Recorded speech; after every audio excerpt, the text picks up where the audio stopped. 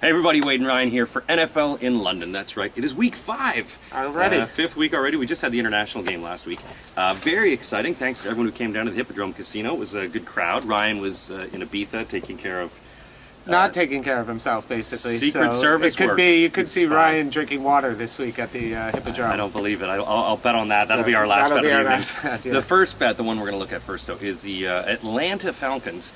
They're going to visit New York Giants. Okay. The Giants are 4-point favorites.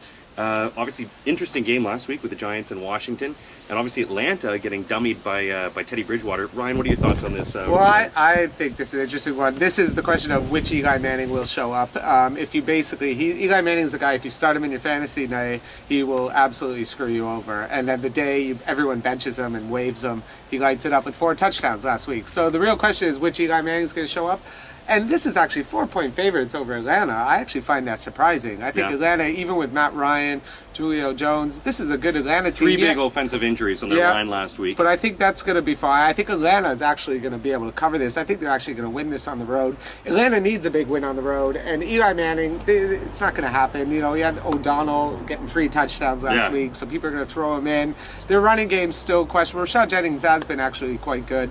But I think Matt Ryan, you go with the better quarterback. Matt Ryan right now is the better quarterback. On the road, needs to win more. Giants, this isn't the same Giants team. This is again, if they squeak in the playoffs, then I'm taking Giants all the way. Yeah. But until then, I'm going Atlanta. I think you're right. The Giants do have that propensity. If they get on a roll, and they can be a winning team that wins a Super Bowl, even from a losing record.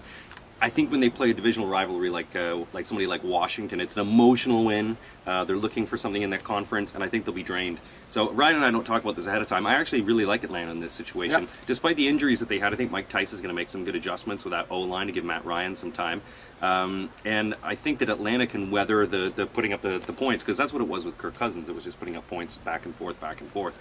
But I think actually Atlanta can weather this. I think you'll see a lot of passes to Devin Hester. I think they're going to start using him more as a wide receiver.